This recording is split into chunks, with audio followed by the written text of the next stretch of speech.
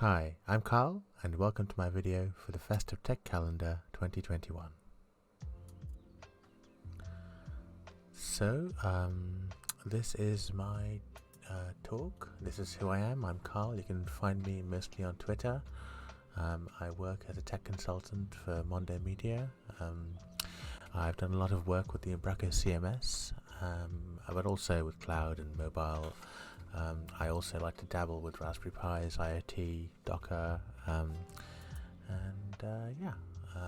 today demoing using the Umbraco content management system. This may be something that you're familiar with, but perhaps not.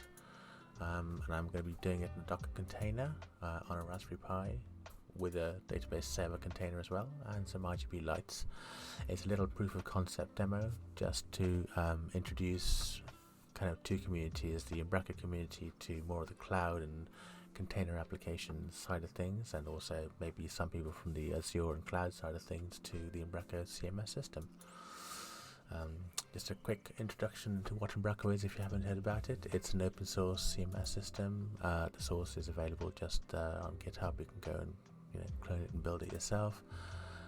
It's very recently been updated to run .NET 5 and will continue to be built on .NET 6. The next release is due out on .NET 6 sometime in 2022. .NET 5 was the thing which makes this demo possible. I mean, previous alpha versions were available to run on earlier versions of .NET, but this is a fully supported, fully released version. It already runs really well on Azure. People have hundreds and hundreds of sites running on Azure on app services, and there's also a cloud offering. But a lot of people who run Umbraco traditionally run it on your typical monolithic architecture, your virtual machine with IIS and Umbraco set up as a site inside of IIS, the way that things have traditionally been done. So I'm kind of coming at this more from a micro architecture approach, where I'm going to be containerizing parts of it. So this is what we're kind of demoing. You don't need all of this. This is just kind of a few lights to kind of make it look interesting and cool. But the main application runs on a single Raspberry Pi for reasons.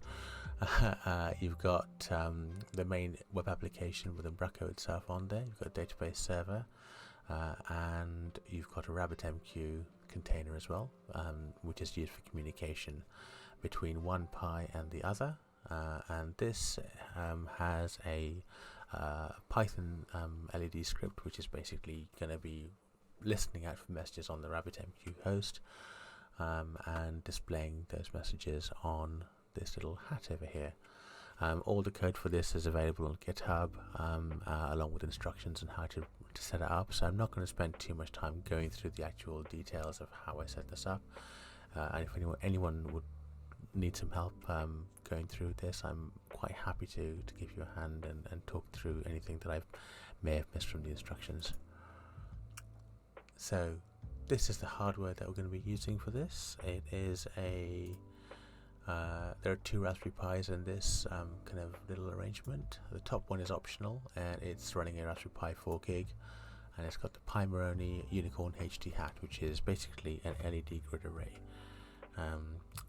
to show the messages on there. And the bottom one is effectively the main application. I'd recommend it on a Pi 4. Either 4GB or 8GB model. It would probably run on 2GB as well, but I think the memory requirements are slightly pushing just above 2 gigs worth of RAM, so the 4 gig model is probably a better one to go for if you want to try this yourself. I've got an SSD, but I'd recommend an SSD over an SD card, but it will work just as well on an SD card as well. And yeah, I've got Docker and Docker Compose set up. I've got instructions on how I set those up on my GitHub repository again, so if you'd like to follow along and set this all up, we can have a look at that. A little note on the architecture. I'm doing all the dev work for this on my x86 machine, but obviously I can't build a Docker image on my x86 machine and run it on the Raspberry Pi directly, because those are running the ARM architecture. But there are tools available like Docker build decks to let you do this kind of stuff. It's a little bit beyond the scope of this quick video, as it's only a proof of concept. But you know, if you want some more information, that's what you want to go look into. Right, let's do a quick demo. So I have two terminal windows open to my two Raspberry Pis. I've SSH'd into both of them. The first one is my application host, and the second one is just the LED display host. So I'm not going to do much in the second one. I'm just going to start this script listening for my messages coming in. Again, the instructions for this are on the GitHub. So on the first one, we can run a list of Docker containers that I've currently got running, and I've already set up the RabbitMQ and the SQL Server Edge containers. Those are set up on this, and again, the instructions for that are on here. So if you go look at how to kind of set up the Azure container, RabbitMQ, all that stuff's on my GitHub. Any help anyone needs, please give me a shout. I'd be happy to go through anything that I've missed. And what I'm going to do now is I'm going to build the actual Umbraco project itself as a container image. So let's create the image for that now. A lot of the stuff on here will be cached, so it won't take as long this time, but if you're doing this for the first time, it may take a bit longer than my sample over here. In this case, all I'm doing is building a container at on my local Docker, and I'm calling it /Umbraco Docker using the current local context for this site. Okay, so I've built that. The Docker file for this is again on the GitHub repository. So now that that's there, I'm going to run my Docker container for this application. So that is now running, and I can see my Umbraco Docker latest application website is running. And once that's up and running, you will see, if you browse to the IP address of your Pi on your local network, this will obviously be that the IP address there will be relevant, will be specific to you and your network. But here on mine, you'll see this, which is one of the starter kits that comes with Umbraco. It's built by an excellent guy called Paul Seal, who's pretty active in the community.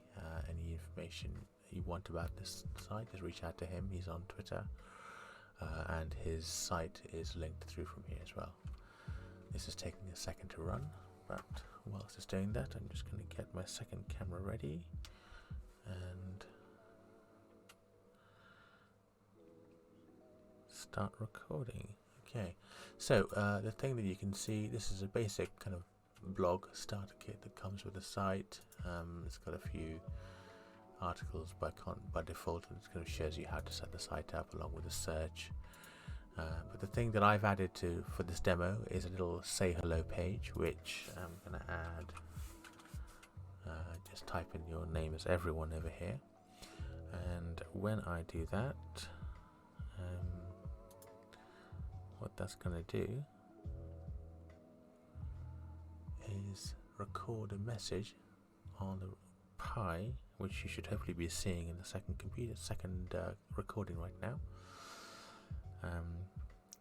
which is on the second Raspberry Pi.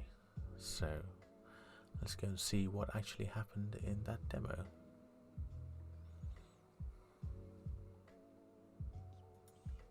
So in that demo, we saw the say hello page. Now what that was doing is that was posting to an API controller on the Umbraco application container. This API container was creating a queued message on the RabbitMQ queue, putting it on the queue, and the second Pi was listening for those messages. It took those messages off the queue, read it, and displayed a friendly message on the LED grid array. Again, this is really only a proof of concept to kind of bring in what's traditionally been a monolithic architecture website content management system that a lot of people host on big virtual machines with IaaS and lots of manual configuration, to show you what you can do with Docker, and also if you want to try this at home on your own Raspberry Pi, it's the kind of thing you can do with it. Just a few notes that I made. When doing this, I noticed that my SD cards got worn out very quickly, so it's worth looking at an SSD for the Raspberry Pi. And also the 64-bit version of Raspberry Pi, which you need in order to run Azure SQL Edge, is not super reliable. There is a specific version that I used, which I've linked in my repository. So if you want to try this yourself, make sure you use the correct image, which uses the Buster version of the 64-bit and not the latest. The repository is online here, and I'll send a link out to that too, and also put that link in the video description. Yeah, thank you very much for watching. I hope I got something useful out of it. Any questions, please feel free to reach out on Twitter. Happy New Year to everyone. Have a great 2022. See you all sometime, hopefully, the next year. All the best.